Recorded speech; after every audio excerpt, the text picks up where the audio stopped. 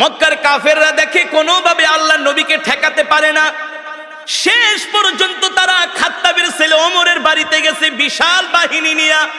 Abu Jahl, Abu Lahab, Utba, শাইবা, Walid ইবনে মুগীরারা খাত্তাবের ছেলে ওমরের বাড়িতে গেছে। যে বলে, ওমর শোনো শোনো, তুমি হলো আমাদের সবচেয়ে বড় নেতা, তুমি হলো শক্তিশালী সাহসী যুবক, আমরা তোমার কাছে একটা বিপদে পড়ে এসেছি।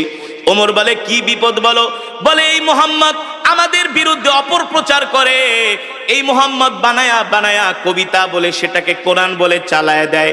ওমর বলো, আমরা তো মুহাম্মাদের এই কর্মকাণ্ড মেনে নিতে পারি না। বলেন নাউজুবিল্লাহ। ওমর ছিলেন বুদ্ধিমান, জ্ঞানী। ওমর ছিলেন, এ কারণে একটা প্রবাদ বাক্য আছে, মূর্খ বন্ধুর চেয়ে জ্ঞানী শিক্ষিত শত্রুও ভালো। আবু জেহেল আগে ছিল শিক্ষিত, এখন হয়ে গেছে মূর্খ। কারণ ছিলেন আবাল হেকাম, হেকমতের অধিকারী, জ্ঞানের বাবা, এখন হয়ে গেছেন মূর্খের বাবা আবু জেহেল। এই মূর্খ শয়তান আয়েশা বলে, ওমর শোনো, মুহাম্মদ খুব ডিস্টার্ব করতেছি, মুহাম্মদকে তোমাকে ছাড়া কেউ দমাতে পারবে না, তোমাকে ছাড়া কেউ দমাতে পারবে না। ওমর বলে, বলো কি করা যায়? বলে, মুহাম্মদকে সাইজ করো। নাউজুবিল্লাহ বলবেন না? আরে আল্লাহ নবীকে সাইজ করবে পৃথিবীতে এমন কারো ক্ষমতা আছে নাকি? শক্তি আছে নাকি? এই কোরআন তো কারো বানানো কোরআন না, এই কোরআন তো আল্লাহর জবানের কালাম। যে কোরআনের বিরুদ্ধে কথা বলে সে আল্লাহর বিরুদ্ধে কথা বলে। আর আল্লাহর জমিনে আল্লাহর নেয়ামত খায়া যে আল্লাহর কোরআনের বিরুদ্ধে কথা বলে, তার অপমান ছাড়া, লাঞ্ছনা ছাড়া কোনো উপায় নাই। আছে? এবার ওমর বলে, বলো আমি কি করতে পারি? আবু জেহেল বলে, ডাইরেক্ট অ্যাকশন, মুহাম্মদরে শেষ করে দাও। আরো জোরে বলেন নাউজুবিল্লাহ। মুহাম্মদরে মক্কা থেকে বের করে দাও। ওমর বলে, ঠিক আছে, নেতার দায়িত্ব দিছেন, আমি চিন্তা ভাবনা করি কি করা যায়। হেদায়েতের মালিক কি? হেদায়েতের মালিক আল্লাহ, হেদায়েতের মালিক আল্লাহ। হযরত ওমর বলে, ঠিক আছে, আমি চিন্তা করে দেখি মুহাম্মদকে কি করা যায়। হযরত ওমরের মন খারাপ, চিন্তা করতেছে কি করা যায়। আবু জেহেলের কথা শুনবে, আবু জেহেলের কথা শুনে কি আল্লাহ নবীকে অপমান করবে না কি করবে? হযরত ওমর চিন্তায় পড়ে গেলেন। তিনি মনে মনে সিদ্ধান্ত নিলেন, মূর্খ আবু জেহেলের কথা শুনে আল্লাহ নবীর সাথে বেয়াদবি করা ঠিক হবে না।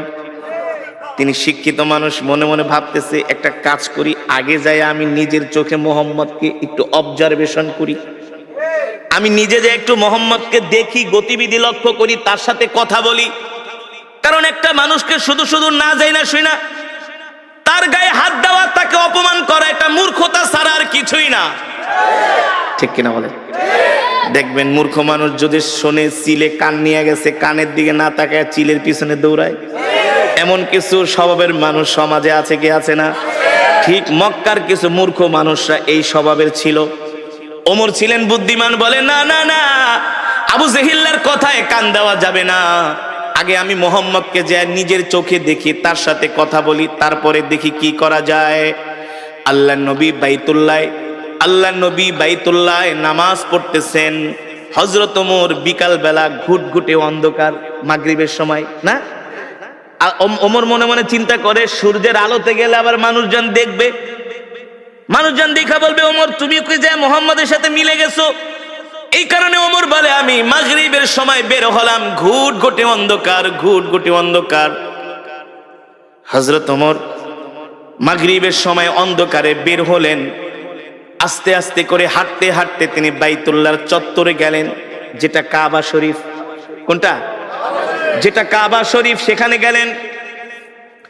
হযরত ওমর বলে, আমি যে কাবার দেয়ালের পাশে লুকায় আছি, পালিয়ে আছি, যাতে মুহাম্মদ আমাকে না দেখে। আমি দেখি সুন্দর সুদর্শন একজন পুরুষ, সুন্দর সুদর্শন, অপরূপ সৌন্দর্যের অধিকারী। সুবহানাল্লাহ।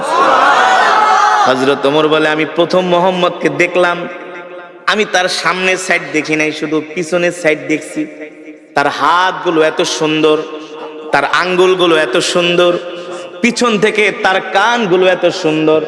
আমার নবীর চুলগুলো ছিল কোকড়া কোকড়া, অত কোকড়া না, অত লম্বাও না। সুবহানাল্লাহ। হযরত ওমর বলে মুহাম্মাদের চুলগুলো আমি আল্লাহর নবীর চুলগুলো আমি পিছন থেকে দেখলাম, দেখি তিনি নামাজে দাঁড়ায় আছেন, তার চুল বেয়ে বেয়ে ঘাম পড়তেছে, আমার কাছে মনে হলো এক একটা মুক্তার দানা ঝরতেছে। হযরত ওমর বলে আমি মুহাম্মাদের পিছনে দাঁড়ায় তাকে দেখতেছি, দূর থেকে দেখতে তার এত সুন্দর আকর্ষণীয় বডি ফিগার, সুবহানাল্লাহ।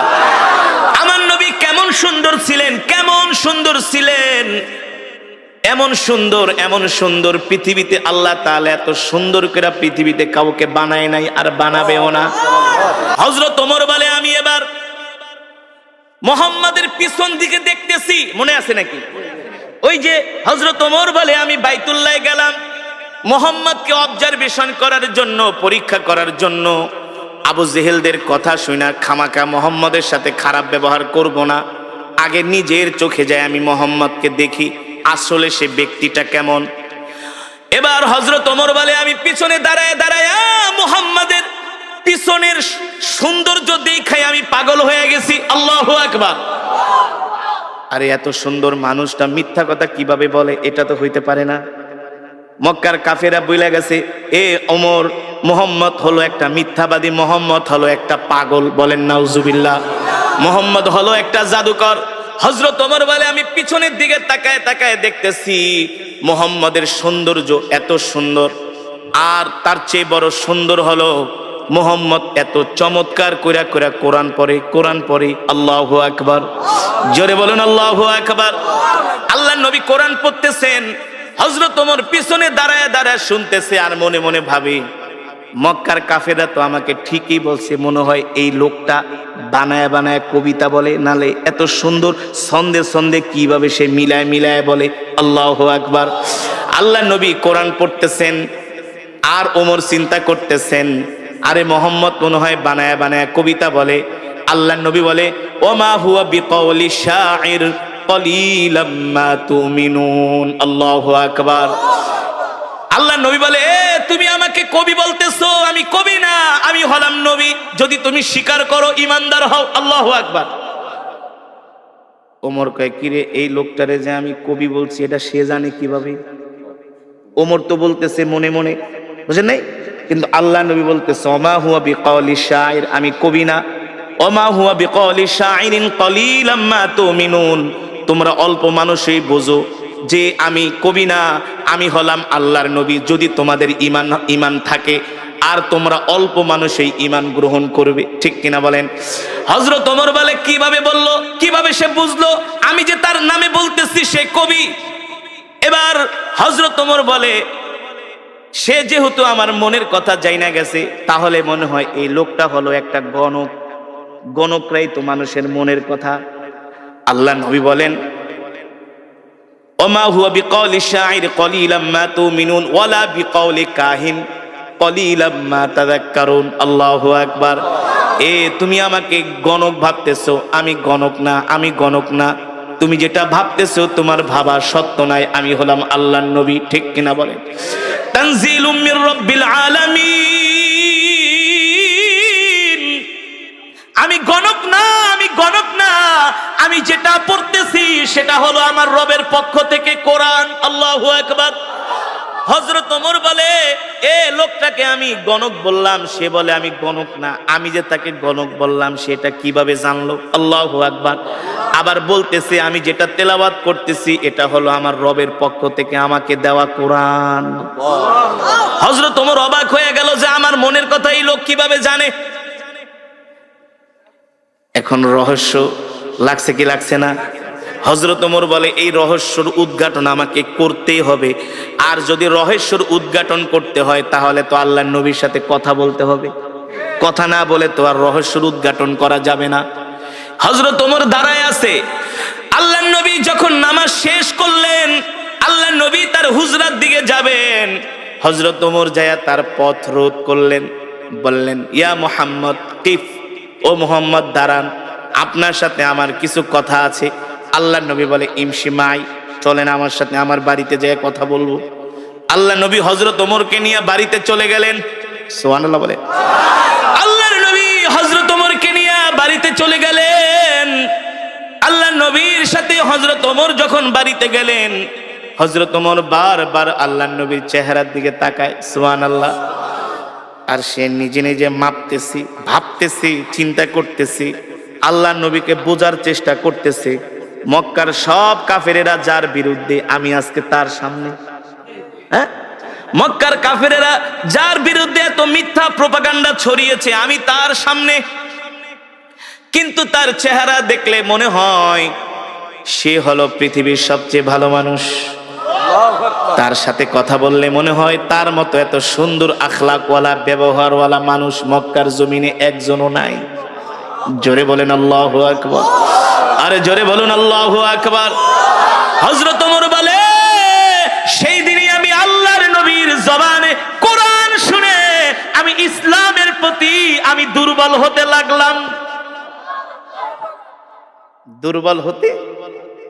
এই যুবক, ওমর তো তোমার চাইতে জ্ঞানী কম ছিল না।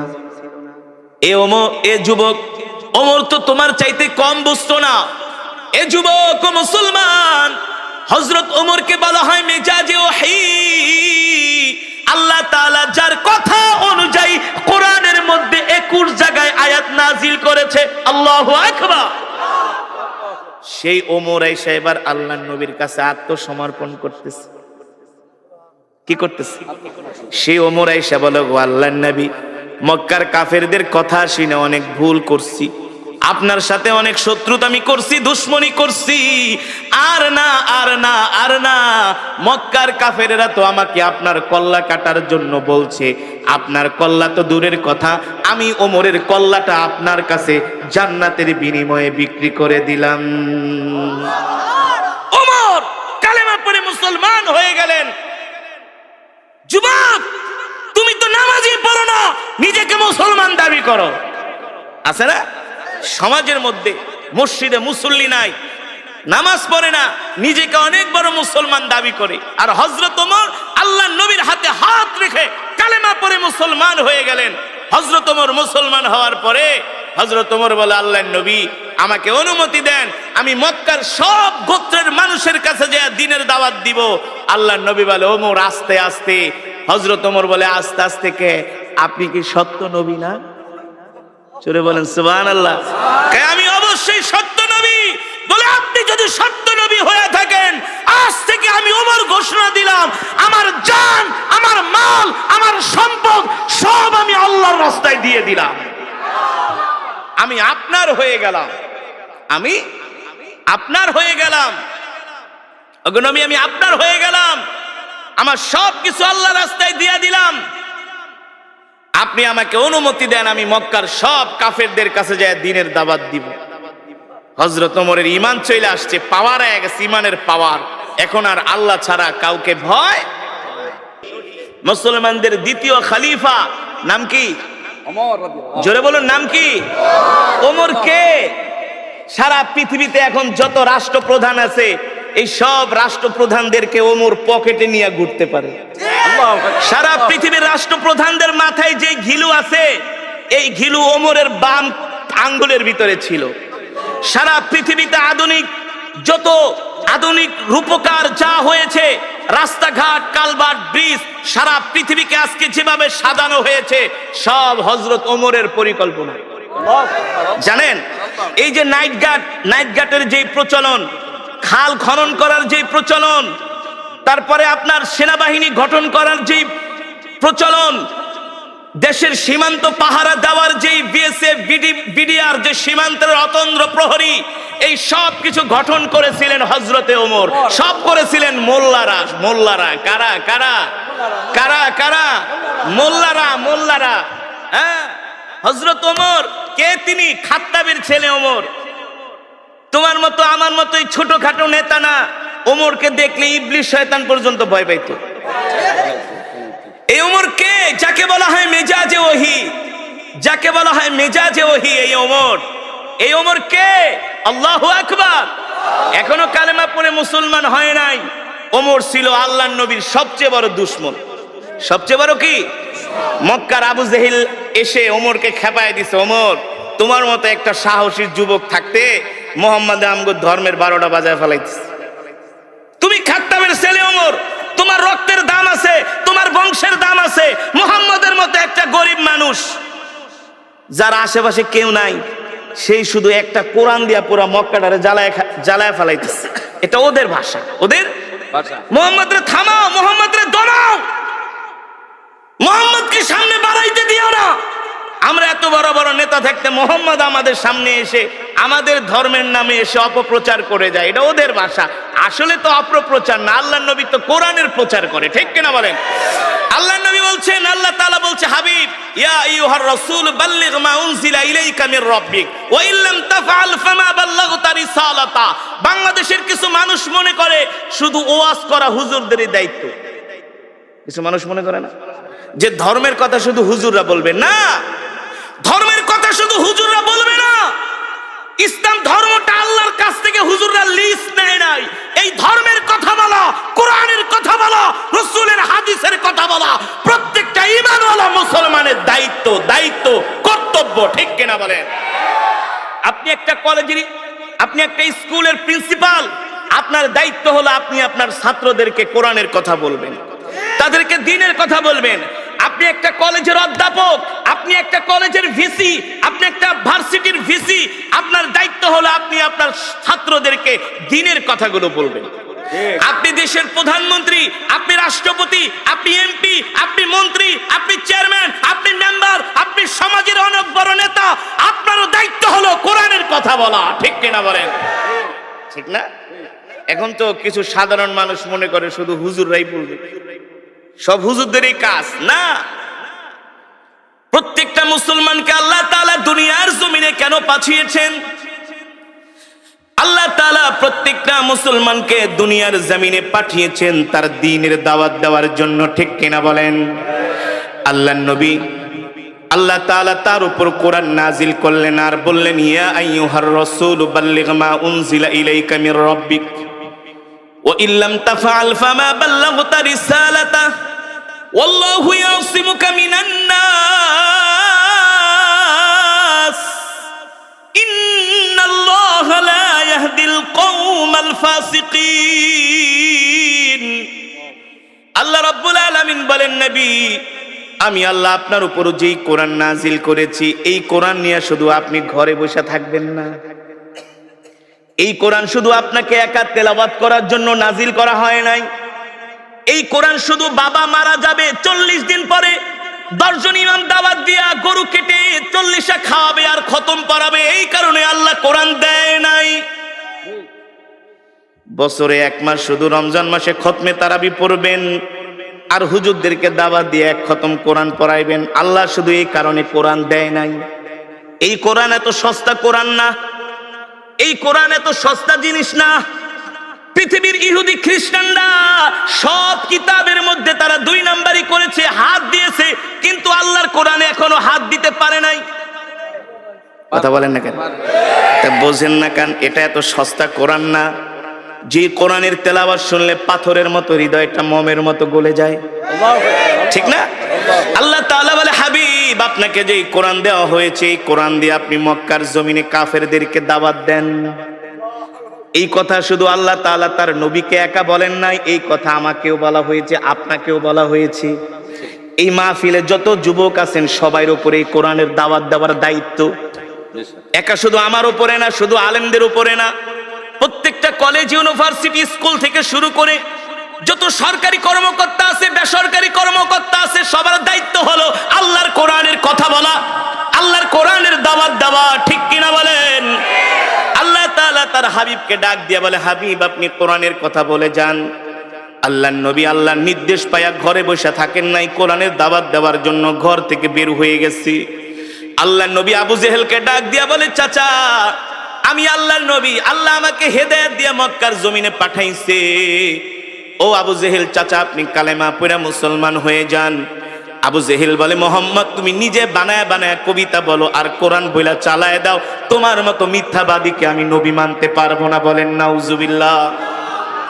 আমার নবী না ছিলেন চিকন, না ছিলেন মোটা, স্লিম, স্মার্ট, সুদর্শন। এখন তো যুবকরা জিম করে, বডি বিল্ড আপ করে। কি করে?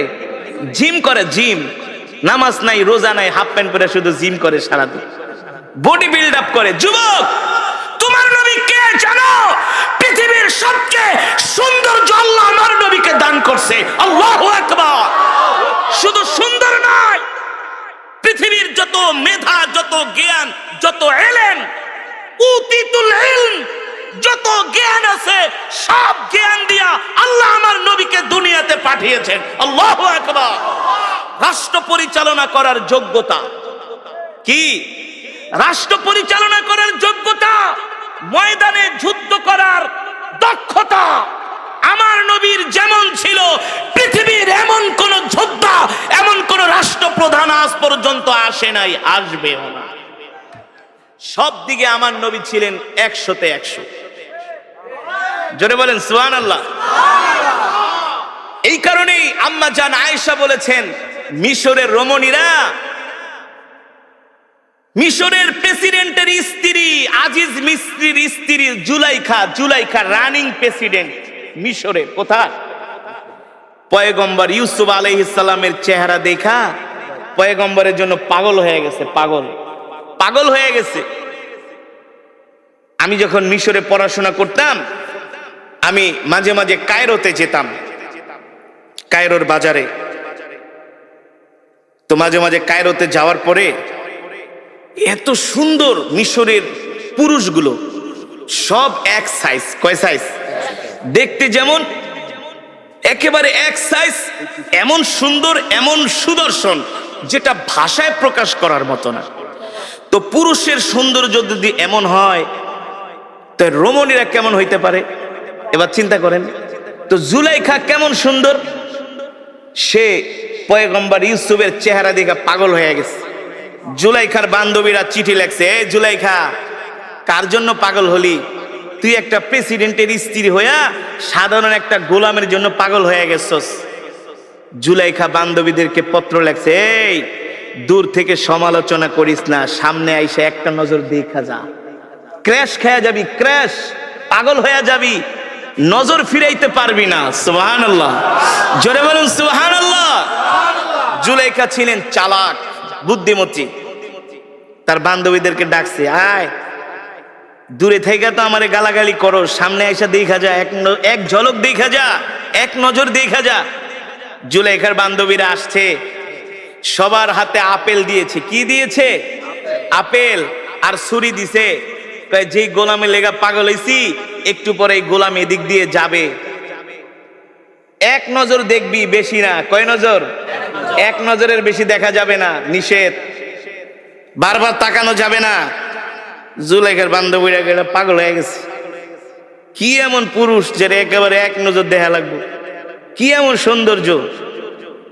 জুলাইখার বান্ধবীরা তো আর বোঝে নাই, যখন পয়গম্বর ইউসুফ আলাইহিস সালাম সামনে দিয়ে হেঁটে যাচ্ছে, জুলাইখার বান্ধবীরা খুশ গল্প করে আর আপেল খায় কেটে কেটে। পয়গম্বর ইউসুফ যাচ্ছেন, এক বান্ধবী আর এক বান্ধবীকে, বন্ধু দেখ, তাকায় দেখ, এটা কি মানুষ নাকি ফেরেশতা? সুবহানাল্লাহ। এটা মানুষ যাচ্ছে নাকি ফেরেশতা? মানুষের চেহারা তো এত সুন্দর না। আল্লাহু আকবার। জুলাইখার বান্ধবীরা আপেল খাইবে তো দূরের কথা, পয়গম্বর ইউসুফ আলাইহিস সালামের চেহারার দিকে তাকায়, আপেল কাটতে কাটতে একেবারে আঙ্গুল কেটে ফেলায় রক্ত বের করে ফেলাইছে।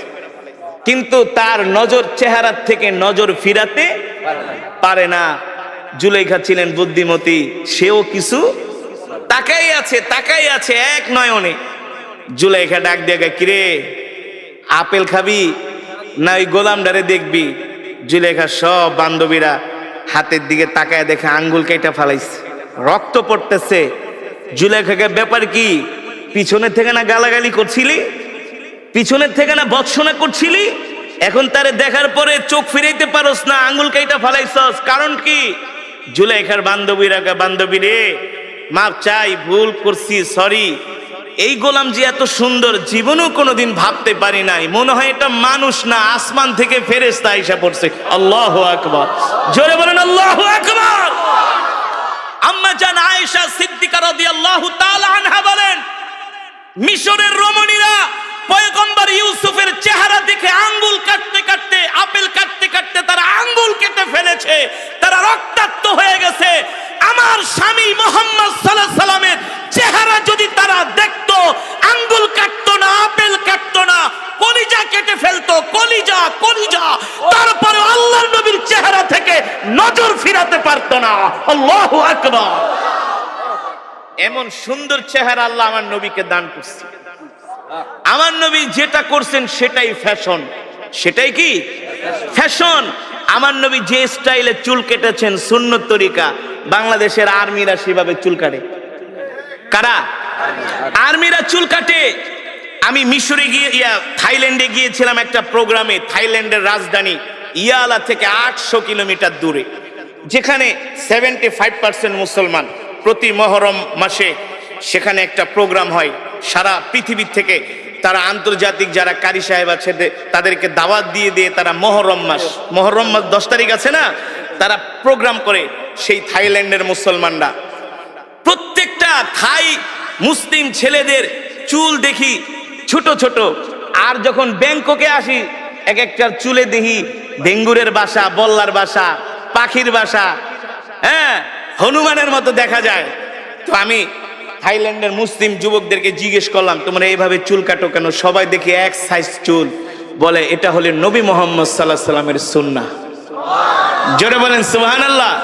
এখনকার যুবকরা তো স্টাইল করে, কি করে? মেসির স্টাইলে চুল কাটে, নেইমারের স্টাইলে চুল কাটে, নেইমারকে অনুসরণ করে। তাদের গায়ের গেঞ্জি এমন টাইট, তারা প্যান এমন ভাবে পরে পাছার অর্ধেক বের হয়ে যায়। এমন যুবক আছে কি আছে না? পুরা মাথা খালি, উপর দিয়া চুল। জিজ্ঞেস করি এইভাবে চুল কাটছো? বলে হুজুর এটা হলো এখন বর্তমান সময়ের আধুনিক স্টাইল, আধুনিক ফ্যাশন। এভাবেই আধুনিক মডার্ন যারা, তারা এইভাবেই চুল কাটে। যুবক তুমি জানো না পৃথিবীর সবচেয়ে আধুনিক ছিলেন তোমার আমার নবী, বিশ্ব নবী জনাবে মুহাম্মদুর রাসূলুল্লাহ সাল্লাল্লাহু আলাইহি ওয়াসাল্লাম। ঠিক কিনা বলেন? তিনি 1450 বছর আগে যেই ফর্মুলা দিয়ে গেছেন, বর্তমান আধুনিক বিজ্ঞান সেটা মানতে বাধ্য। সেটা কি? মানতে বাধ্য। তোমার আমার নবীকে জানো, তোমার আমার নবীকে জানো। পৃথিবীর যত যোগ্যতা, সব যোগ্যতা আল্লাহ তাআলা আমার নবীকে দান করেছিলেন। আমার নবী প্রতি সোমবার আর বৃহস্পতিবার রোজা রাখতেন।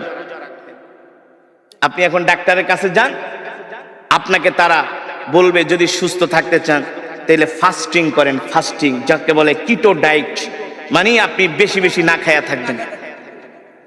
কি করবেন? না খেয়ে থাকবেন। ডাক্তারের কাছে যান, ডাক্তার বলবে এই বেশি পেট ভরে খায়েন না, তাইলে রোগ হবে। 3 ভাগ খান, 1 ভাগ খালি রাখেন। 3 ভাগ খান, 1 ভাগ খালি রাখেন। আপনি দেখবেন যদি প্রচুর পরিমাণে খাওয়া দাওয়া করেন, আপনার কাছে একটা অস্বস্তি লাগবে। না পারেন হাঁটতে, না পারবেন বইতে, না পারবেন ঘুমাইতে। আর 3 ভাগ খান, 1 ভাগ খালি রাখেন, দেখবেন শরীরটা কত সুস্থ লাগে। ঠিক কিনা বলেন? যেটাকে বলা হয় ফাস্টিং। এর উদ্ভাবন কে করেছে? এই ডায়েট কন্ট্রোল কে শিখিয়েছে? আমার নবী, আপনার নবী জনাবে মুহাম্মদুর রাসূলুল্লাহ সাল্লাল্লাহু আলাইহি ওয়াসাল্লাম। ঠিক কিনা বলেন? জাপানের ডাক্তাররা বলে বেশি বেশি ফাস্টিং করো, বেশি বেশি না খায়া থাকো, বেশি বেশি রোজা রাখো, রোজা রাখলে তুমি সুস্থ থাকবা। এই ফর্মুলা তো কে শিখিয়েছেন? আল্লাহর নবী শিখিয়েছেন। বর্তমানে এখন দাঁতের ডাক্তারদের কাছে গেলে প্রচুর টাকা দিতে হয়। ঠিক কিনা বলেন? প্রচুর টাকা দিতে হয়। আমি থাইল্যান্ডে গিয়েছি, ব্যাংককে একটা ডক্টরের কাছে। তিনি আমার দাঁতগুলো চেক করলেন।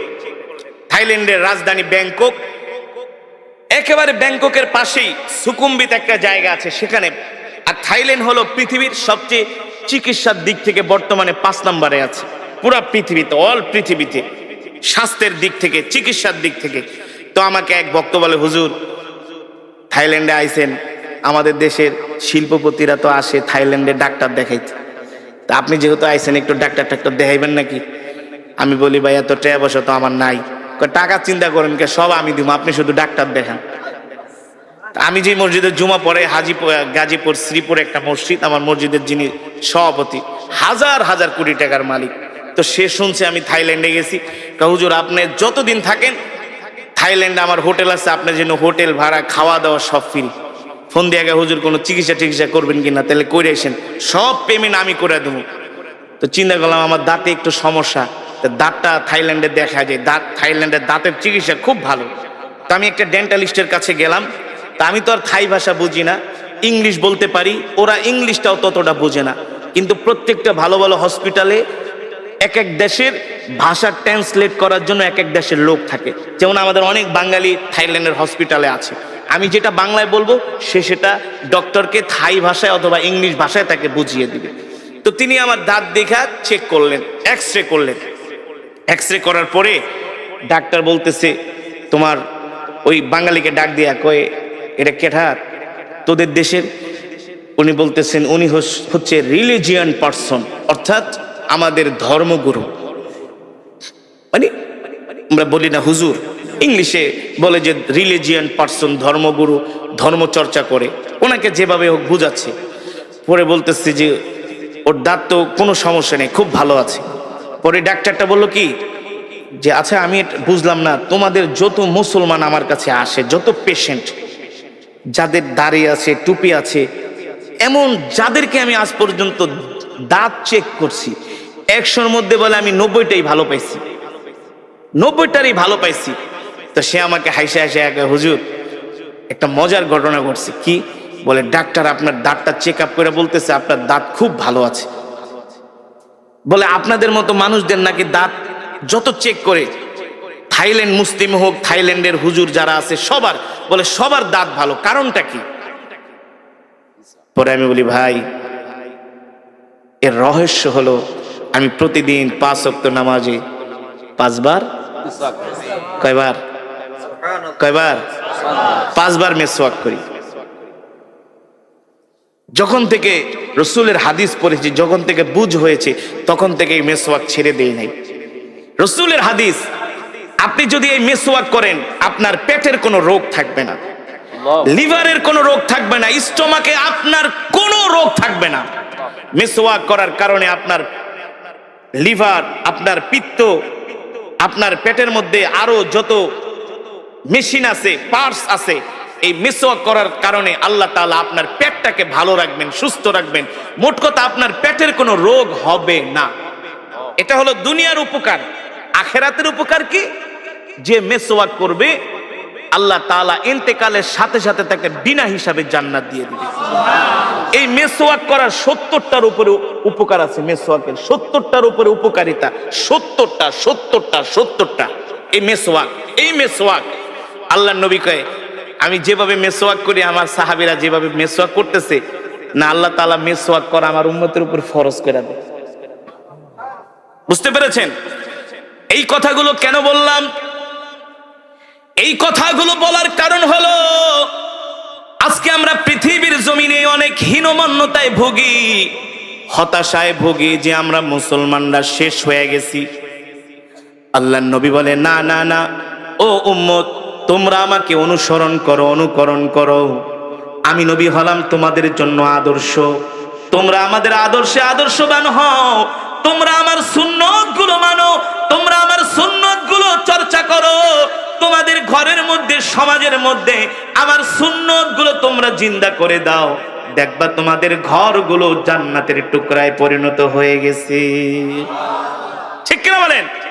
পায় না। আজকে তো আমরা গরু খাওয়া মুসলমানে পরিণত হয়ে গেছি। আমরা নিজেকে মুসলমান দাবি করি, অথচ আল্লাহর কোরআন আমরা পড়তে জানি না। আমরা নিজেকে মুসলমান দাবি করি, কোরআন বিশুদ্ধভাবে তেলাওয়াত করতে জানি না। অথচ তলাবুল ইলমি ফরিদাতুন আলা কুল্লি মুসলিম, প্রত্যেকটা মুসলমানের উপরে কোরআন শিক্ষা করা হলো ফরজ। এই কোরআনের তেলাওয়াত শুনে ওমর কালেমা পড়ে মুসলমান হয়ে গেছে। বলে, আমি যেই দিন আল্লাহর নবীর জবানে বাইতুল্লাহ কোরআন শুনেছি, সেই দিন থেকে আমি ইসলামের প্রতি দুর্বল হয়ে গেছি। ইসলাম আমার হৃদয় জয় করেছে এই কোরআনের তেলাওয়াত শুনে। সেই কোরআনই তো আমি আপনাদের সামনে তেলাওয়াত করলাম। দুঃখের বিষয়, আমাদের সমাজের মেজরিটি পার্সেন্ট মানুষ কোরআন পড়তে জানে না। 60-70 বছর হয়ে গেছে, 10টা সূরা মুখস্থ করতে পারে না। ঠিক কিনা বলুন? বিশুদ্ধভাবে পড়তে পারে না। অথচ আমরা নিজেকে অনেক বড় ইমানদার দাবি করি, অনেক বড় ইমানওয়ালা দাবি করি। নামাজ ভঙ্গের কারণ 19টি। কয়টি? তার মধ্যে একটা অন্যতম কারণ হলো নামাজে অশুদ্ধ পড়া। নামাজে অশুদ্ধ পড়া। আমরা আমাদের সন্তানরা কোরআন শিখছে কিনা সেই দিকে খবর নেই না।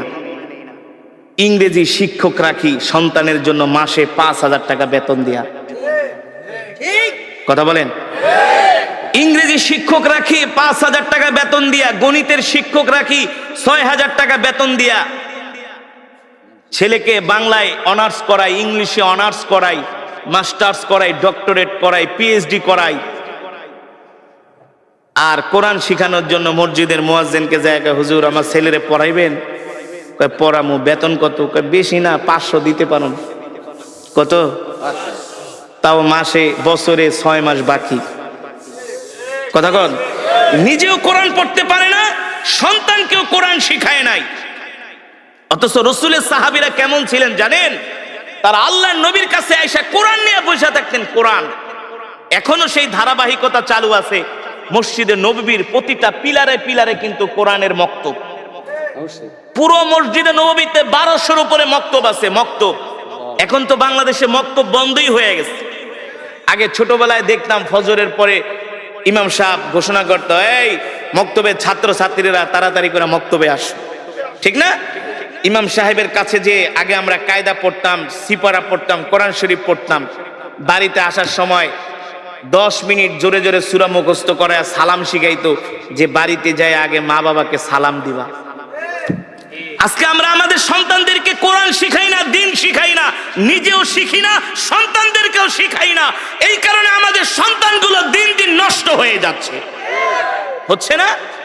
6-7 এর ছেলেরা এখন ওপেনলি রাস্তায় দাঁড়ায় সিগারেট খায়। 8 এর ছেলেরা সিগারেট খায়।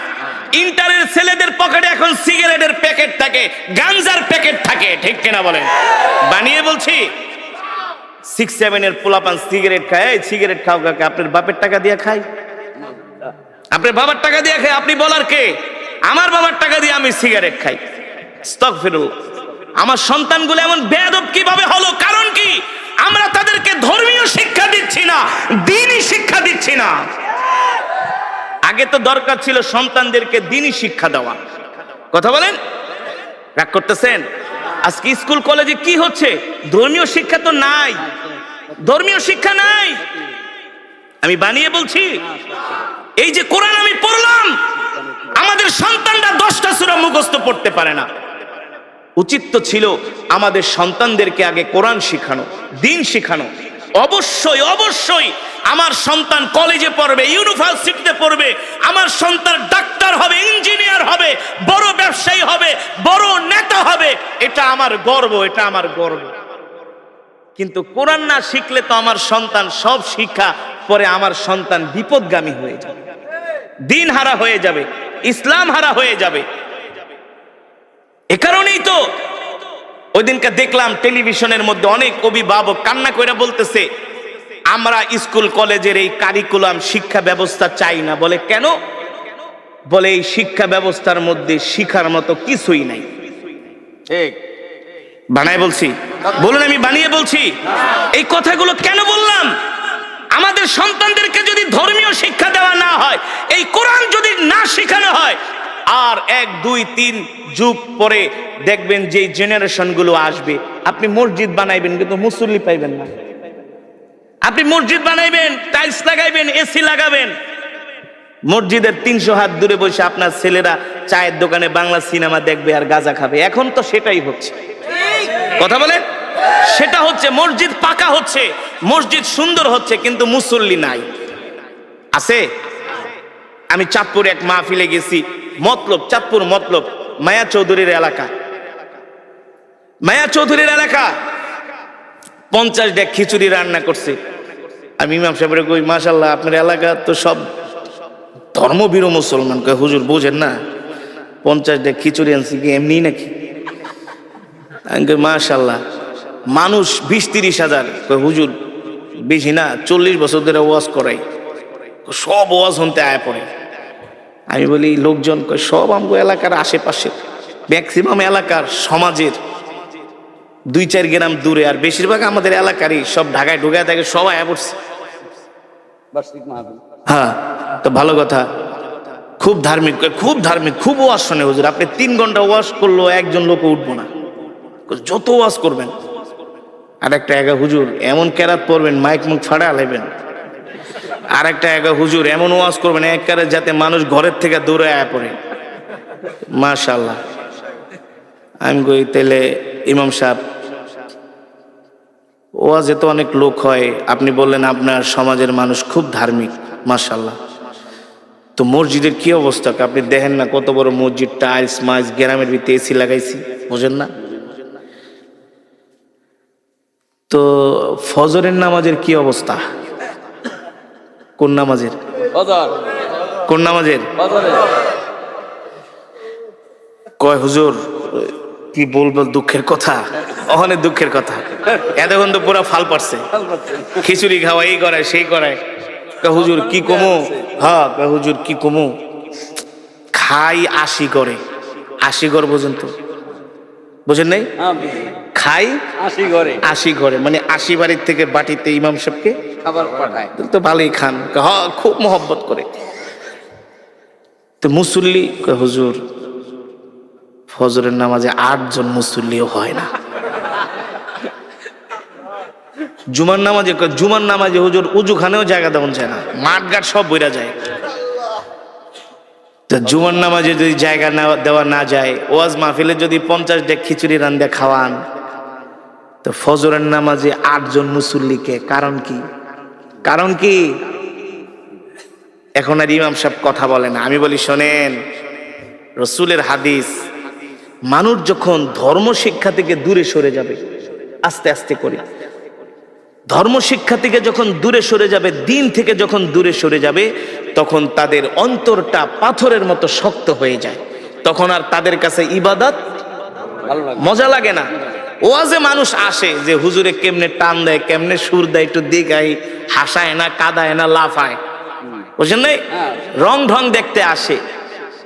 কিন্তু মানুষ যদি এই দিন না শিখে, কোরআন না শিখে, তাহলে আস্তে আস্তে করে 1 2 3 4 যুগ পরে এই মুসলমানগুলো ঈমান হারা হয়ে যায়, ঈমান হারা হয়ে যায়।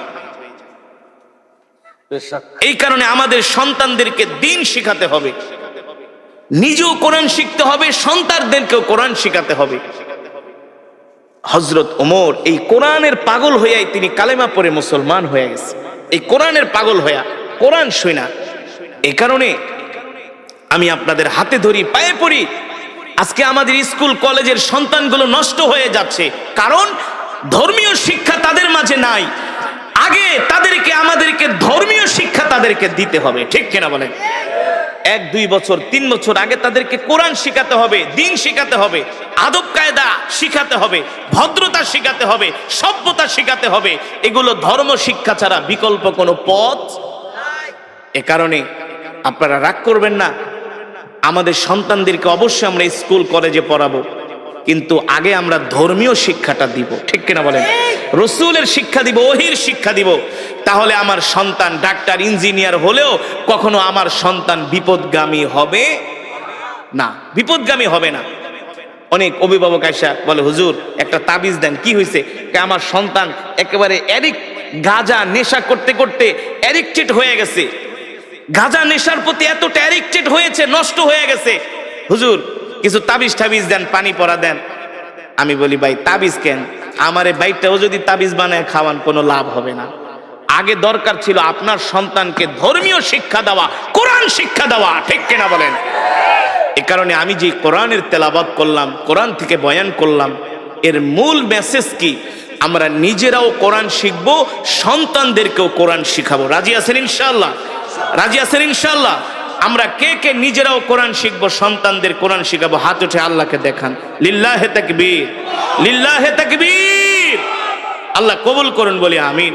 হাত নামান দিয়ে বলতে হবে আমাদের হায়াতের মালিক কে? আমাদের রিজিকের মালিক কে? মুসলমান আমরা কার গোলাম? এক আল্লাহর গোলাম, ঠিক কিনা বলেন? মুসলমান এই আসমান কার? জমিন কার? কোরআনে আছে কি আছে না? আল্লাহ তাআলা বলছেন আলা লাহুল খালক ওয়াল আমর তাবারাকাল্লাহু রাব্বুল আলামিন। আমার নবী যখন মক্কার জমিনে এই কোরআনের দাওয়াত দিতেন, এই কোরআনের তেলাওয়াত করতেন, এই কোরআনের কথা বলতেন, আবু জেহেল, আবু লাহাব, উতবা, শাইবা, ওলীদ ইবনে মুগিরারা আল্লাহর নবীর কোরআনের তেলাওয়াতের বিরুদ্ধে তারা দাঁড়িয়েছিল। তারা কোরআনের তেলাওয়াতকে পছন্দ করত না। মক্কার মানুষ যাতে কোরআন শুনতে না পারে, তারা সব রকমের বাধার প্রাচীর হয়ে দাঁড়িয়েছিল। আল্লাহ তাআলা নবীকে ডাক দিয়া বলে, হাবিব, আপনি মক্কার কাফেরদেরকে বলে দেন, আলা লাহুল খালক ওয়াল আমর তাবারাকাল্লাহু রাব্বুল আলামিন। এ মক্কার কাফেরেরা, আমি যেই কোরআন পড়ছি, এই কোরআন আমি মুহাম্মদ বানায়া বানায়া বলি না, এই কোরআন হলো আল্লাহর জবানের কালাম। ঠিক কিনা বলেন? এই কোরআন কোন কবির কাব্য নয়, এই কোরআন কোন পৃথিবীর মানুষের বানানো কোন কাব্য নয়, এই কোরআন হলো আল্লাহর জবানের কালাম। মক্কার কাফেরেরা তোমরা যতই বিরোধিতা করো না কেন, আমি আল্লাহর নবী মুহাম্মদ বলছি, আলা লাহুল খালক ওয়াল আমর, আসমান যার আইন চলবে তার। ঠিক কিনা বলেন? জমিন যার বিধান তার, বিধান চলবে তার। আল্লাহর নবী বলে, এই মক্কার কাফেরেরা, তোমরা কোরআনের বিরোধিতা করে কিছুই করতে পারবে না। ইন্না নাহনু নাযালনা যিকরা ওয়া ইন্না লাহু লাহাফিজুন। আল্লাহ তাআলা বলে, হাবিব, মক্কার কাফেরদেরকে বলে দেন, কোরআন আমার, আমি আপনার উপর কোরআন নাজিল করেছি, আর এই কোরআন হেফাজত করার দায়িত্ব আমি আল্লাহ আমার নিজ হাতে গ্রহণ করেছি। আল্লাহু আকবার। মুসলমান, কোরআনের বিরুদ্ধে কত ষড়যন্ত্র হয়েছে আজ পর্যন্ত। কোরআনের একটা নক্তা জের জবর পেশের মধ্যে কেউ পরিবর্তন করতে পারে নাই। পেরেছে বলুন? যেমন কোরআন তেমন আছে তেমনই থাকবে। এই কোরআনের নক্তা জের জবর পেশের মধ্যে কেউ পরিবর্তন করতে পারবে না। আর কোরআনের সুর হলো পৃথিবীর শ্রেষ্ঠ সুর। ঠিক কিনা বলেন? কত গান মার্কেটে আসে না? কাইটা যায়, সিরা যায়, ফাইটা যায়, লয়া যায়, নাকি? কত নতুন নতুন গানের সুর আসে। যুবকরা নতুন নতুন শুই না এক একটা মাতাল হয়ে যায়। গানের সুর শুই না একেবারে খাম্বা ধরে দাঁড়ায় থাকে। 1 মাস 2 মাস গেলে ওই সুর, ওই গান মার্কেট আউট হয়ে যায়। ওই সুর আর কেউ শুনতে চায় না। ঠিক কিনা বলেন? আমার কথা বাস্তব নাকি অবাস্তব? আচ্ছা বলুন, একটা গান কয় মিনিটের হয়? সর্বোচ্চ 5-7 মিনিট। কেউ যদি 5-7 মিনিটের বেশি গান গায়, যত ভালো সুর হোক, যত মিউজিক, যতই কিছু লাগাক না কেন, আধুনিক বাদ্যযন্ত্র, দৌড়ো বেটা, এত ঘ্যান ঘ্যান প্যান প্যানানি ভালো লাগে না, নতুন কিছু বের কর। ঠিক কিনা বলুন? আমি আপনাদের সামনে যে কোরআন পড়েছি, সূরাতুর রহমান, কেউ যদি এক গান বারবার গায়, এই এক গান ভালো লাগে না। আমি যে কোরআনের তেলাওয়াত করলাম সূরাতুর রহমান, আমি 5 মিনিট পড়ি নাই, 10 মিনিট পড়ে নেই, প্রায় 20 মিনিটের কাছাকাছি। কয় মিনিট? 22 মিনিট। তো কোন শিল্পী উঠে যদি 22 মিনিট কোন গান গায়, কোর ধরে ঘাত ধরে তাড়াতাড়ি নামা, আরে এক গান শুনতে আইছি নাকি? কথা বলুন। মুসলমান, আর কিভাবে বুঝাবো? এই কোরআন আল্লাহর জবানের কালাম। এই কোরআনের তেলাওয়াত শুধু 22 মিনিট নয়, 22 ঘন্টা নয়, 22 বছর নয়, 22 লক্ষ কোটি বছর নয়। এই কোরআন যদি কিয়ামত পর্যন্ত তেলাওয়াত হতে থাকে, যতই রাত বাড়বে, যতই দিন যাবে, ততই কোরআনের তেলাওয়াতের সুর আরো বাড়তে থাকবে, মানুষের হৃদয়ে ঢুকবে। ঠিক কিনা বলেন? আরে যুবক, আজকে তো তোমাদেরকে কোরআনের মজমায় পাওয়া যায় না, তোমাদের তো কোরআনের মাহফিলে পাওয়া যায় না, তোমাদের তো মসজিদে পাওয়া যায় না, তোমাদের তো জিকিরের মজমায় পাওয়া যায় না, তোমাদেরকে পাওয়া যায় আইপিএল বিপিএল খেলার টেলিভিশনের সামনে। রাত 3টা বাজে উঠে তোমরা আর্জেন্টিনা ব্রাজিলের খেলা দেখো, মেসি রোনাল্ডোর ভক্ত। ঠিক কিনা বলেন? কিন্তু যুবক জানো না, এই কোরআনের জন্য সাহাবীরা জীবন দিয়ে দিছে, জীবন জীবন জীবন। জিহাদের ময়দানে এসে আল্লাহর জমিনে আল্লাহর কোরআনের রাজ কায়েম করার জন্য শহীদ হয়ে গেছে, শহীদ। এখনো যারা কোরআন পড়তে পারেন না, মসজিদের ইমাম সাহেবের কাছে, খাদেম সাহেবের কাছে, মুয়াজ্জিন সাহেবের কাছে যায় কোরআন শিখবেন, বাধ্যতামূলক। ঘরওয়ালিকে কোরআন শিখাবেন, কোরআন শিখাবেন, কোরআন শিখাবেন। কোরআন শিক্ষা ছাড়া কোনো উপায় নাই। আমি বলে গেলাম হাসরের মাঠে আল্লাহ জিজ্ঞেস করবে, এই সব পড়াই তো পড়লি, কিন্তু আমার কোরআন কেন শিখলি না? কেন শিখলি না? কোরআন শিক্ষা করা ছিল ফরজ। তলাবুল ইলমি ফরিদাতুন আলা কুল্লি মুসলিম। এই কোরআন শিক্ষা করা ফরজ। রাসূলের হাদিস ডাক্তার ইঞ্জিনিয়ার হওয়া ফরজ না, এটা দুনিয়াবি, এটা লাগবে, এটা হতে হবে, কিন্তু বাধ্যতামূলক কোরআন শিখতেই হবে। ঠিক কিনা বলেন? সন্তানদেরকে, আর যদি অনেকের সন্তান আছে অনেকগুলো, দুইটাকে মাদ্রাসায় দেন, দুইটাকে স্কুলে দেন, এটা ব্যালেন্স করেন। ব্যালেন্স, সমস্যা কি?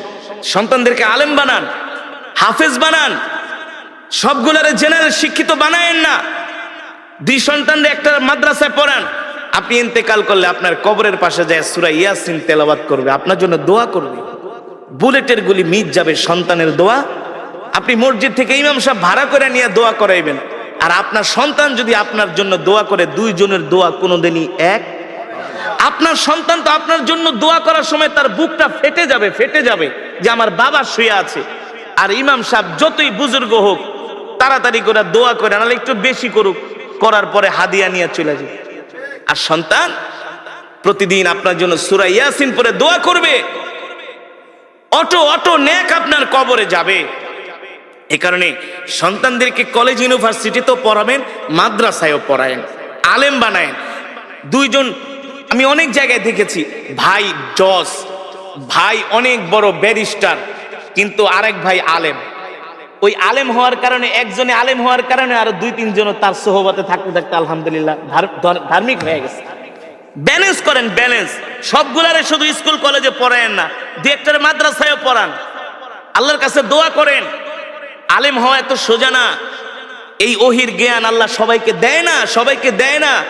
কত ছাত্ররা মাদ্রাসায় ভর্তি করায় কিন্তু ঝইরা যায়, ঝইরা যায়, আছে না, ঝরে যায়। সন্তানদেরকে আলেম বানান, এটাই হলো সবচেয়ে বড় বিনিয়োগ, ইনভেস্ট। এই ইনভেস্টটা করে যান, এটাই থাকবে। মেয়ে সন্তান হলে মহিলা মাদ্রাসায় পড়ে আলেমা বানান, হাফেজা বানান, তার গর্ভ থেকে জন্ম নিবে মোহাম্মদুল্লাহ হাফেজ, তার গর্ভ থেকে জন্ম নিবে হাজী শরীয়তুল্লাহ। ঠিক কিনা বলেন? তার গর্ভ থেকে জন্ম নিবে জগৎ বিখ্যাত আলেম। এ কারণে আপনাদের হাতে ধরি, পায়ে পড়ি, 5টা ওয়াক্ত নামাজ জামাতের সাথে পড়বেন, আর কোরআন তেলাওয়াত করবেন, সকাল সন্ধ্যা কোরআন পড়বেন, সকাল সন্ধ্যা কোরআন শিখবেন, সকাল সন্ধ্যা জিকির করবেন। রাজি আছেন ইনশাআল্লাহ? রাজি আছেন ইনশাআল্লাহ? আর মিথ্যা কথা বলবেন না, মানুষকে কষ্ট দিবেন না, মানুষের হক নষ্ট করবেন না, মানুষের সাথে খারাপ আচরণ করবেন না। আমরা মানুষের সাথে সুন্দর আচরণ করব, সুন্দর ব্যবহার করব। আমরা সবচেয়ে সমাজের ভালো ভদ্র মানুষ হওয়ার চেষ্টা করব, যাতে আমার ইন্তেকালের পরে সমাজের মানুষগুলো বলে, আহ, একটা ভালো মানুষ মারা গিয়েছেন। ঠিক কিনা বলেন? আল্লাহ তাআলা আমাদের এমন আল্লাহর পেয়ারা বান্দা হওয়ার তৌফিক দান করুন, বলি আমিন। আজকে যে কোরআনুল কারীমের তেলাওয়াত আমরা শুনলাম, বয়ান শুনলাম, এই কোরআন যেন আমরা সকলেই শিখতে পারি, এই কোরআন অনুযায়ী যেন আমরা চলতে পারি, আমাদের জীবনটাকে সাজাতে পারি। আল্লাহ তাআলা আমাদের সকলকে কবুল করুন, বলি আমিন। আর সাবধান, নামাজ ছেড়ে দিবেন না। রাত 12টা 1টা পর্যন্ত ওয়াজ শুনবেন, ফজরের নামাজ যদি না পড়েন, এই ওয়াজ শুনে কোনো লাভ নাই। 50 বছর ওয়াজ আর একটা ফজরের নামাজ তার চাইতে উত্তম। বুঝতে পেরেছেন? বুঝতে পেরেছেন? ফজরের নামাজটা জামাতের সাথে আদায় করবেন ইনশা